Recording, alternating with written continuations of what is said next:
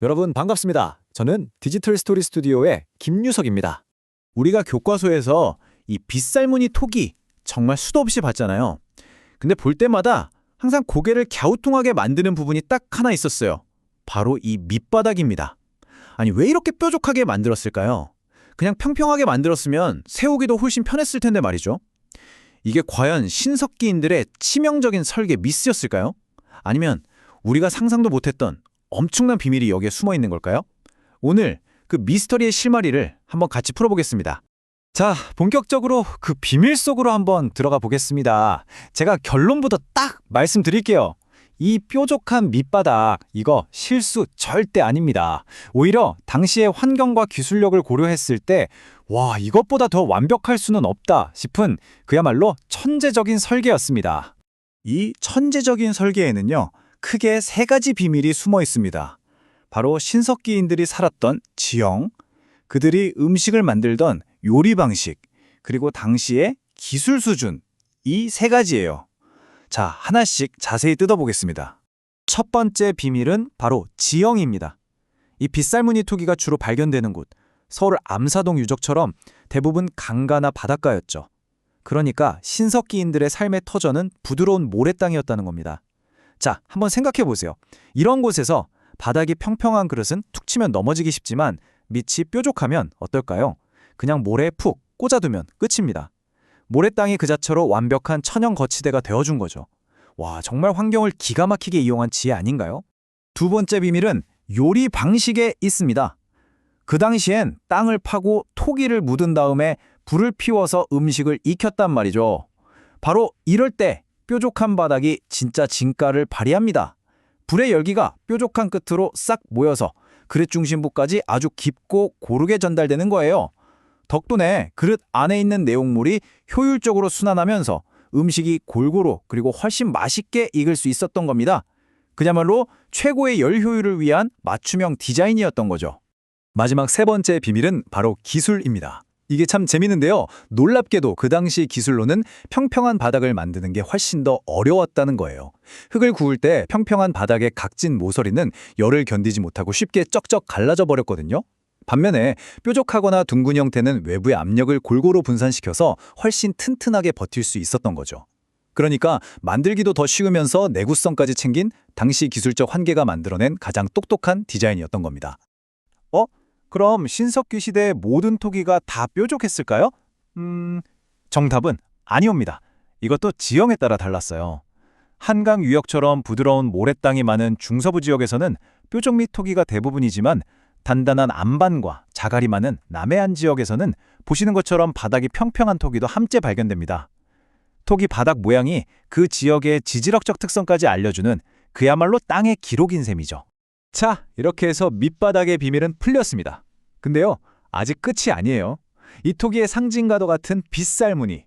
이건 역시 그냥 예쁘라고 새긴 그런 단순한 장식이 아니었습니다. 아니, 도대체 우리 조상들은 왜 이렇게까지 힘을 들여서 토기 전체에 촘촘하게 무늬를 새겨 넣었을까요? 여기에도 신석기인들의 생존을 위한 그 치열한 고민과 지혜가 고스란히 담겨 있었습니다. 이 빗살무늬에도요, 중요한 기능이 딱 세 가지 있었습니다. 공학적인 지혜, 아주 실용적인 기능, 그리고 그들의 정신적인 의미까지 담겨 있었죠. 첫 번째 기능은 바로 갈라짐 방지입니다. 토기를 만들 때 가장 큰 적이 바로 균열이잖아요. 이 빗살무늬 홈들이 표면적을 넓혀서 흙이 마를 때 수분이 골고루 날아가게 해줍니다. 또 불에 구울 때 열 때문에 생기는 팽창 압력을 이 홈들이 분산시키는 완충지대 역할을 해서 그릇이 깨지는 걸 막아줬습니다. 빗살무늬가 토기의 내구성을 높이는 신석기 시대의 첨단 기술이었던 셈입니다.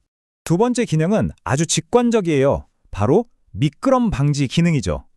강가에서 물고기를 잡거나 음식을 하던 손, 늘 젖어 있거나 기름기로 미끄러웠을 거 아니에요. 이 거친 빗살무늬가 마찰력을 높여서 젖은 손으로도 그릇을 안전하게 잡고 옮길 수 있게 해주는 신석기 시대의 논슬립 그립이었던 겁니다. 정말 실용적이죠? 그리고 마지막으로 이 무늬에는 신석기인들의 마음과 정신이 담겨 있습니다. 학자들은 이 빗살무늬가 강렬한 햇살이나 내리는 비 혹은 주식이었던 물고기뼈 같은 자연을 상징한다고 해석해요. 풍요와 다산을 기원하는 주술적인 의미가 담겨 있다는 거죠. 동시에 우리는 같은 무늬를 쓰는 공동체라는 정체성을 나타내는 부족의 상징이자 표식이기도 했습니다. 자, 지금까지 보면 빗살무늬 토기는 정말 완벽한 디자인처럼 보입니다. 그쵸? 그런데 말입니다. 이 완벽했던 디자인은 왜 역사 속으로 사라지고 바닥은 평평해졌을까요? 그 이유를 한번 살펴보겠습니다. 모든 것에는 이유가 있겠죠. 이 뾰족한 바닥과 화려한 무늬가 사라진 데에는 신석기 시대에서 청동기 시대로 넘어가는 아주 거대한 사회 변화가 숨어 있었습니다. 가장 결정적인 이유는 바로 농경의 시작이었습니다. 청동기 시대에 벼농사가 본격화되면서 저장해야 할 곡물의 양이 폭발적으로 늘어난 거예요. 이제 토기는 더 이상 정성 들여 만드는 예술품이 아니라 곡물을 담기 위해 대량으로 생산해야 하는 실용품이 된 겁니다. 하나하나 무늬를 새길 여유가 사라지고 장식보다는 기능과 효율이 모든 것을 압도하는 시대가 온 것이죠. 그리고 참 아이러니하게도 바로 기술의 발전이 무늬를 사라지게 했습니다. 더 좋은 흙을 사용하고 더 높은 온도에서 구울 수 있게 되면서 굳이 복잡한 무늬의 도움 없이도 충분히 튼튼한 토기를 만들 수 있게 된 것이죠.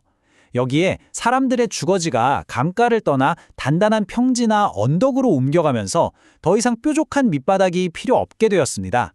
이제는 평평한 밑이 훨씬 더 유용한 시대가 된 겁니다. 이 표가 모든 것을 요약해줍니다. 신석기의 빗살무늬 토기가 정성 들여 만든 수공예 품이자 평등한 공동체의 상징이었다면 청동기의 민무늬 토기는 대량 생산된 기성품이자 계급사회의 시작을 보여주는 증거입니다. 토기 하나에 이렇게 깊은 사회적 변화가 담겨 있다는 게 정말 놀랍지 않으세요? 네, 바로 이 한 문장의 핵심입니다. 민무늬 토기에 무늬 없음은 퇴보가 아니에요. 그것은 멋부릴 시간조차 아까울 만큼 치열하게 생산성을 높여야 했던 농경 사회의 시작을 알리는 생존과 효율의 미학이었던 겁니다. 오늘 우리가 살펴본 것처럼 박물관의 유물은 그냥 오래된 물건이 아닙니다. 그 시대를 살았던 사람들의 고민과 지혜, 그리고 라이프 스타일이 고스란히 담겨있는 그 시대의 최첨단 생활 용품이었던 것이죠.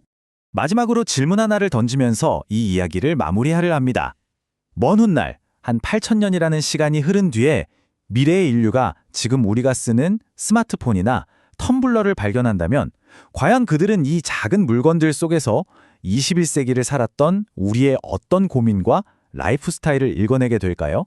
한 번쯤 상상해보는 것도 정말 흥미로울 것 같습니다.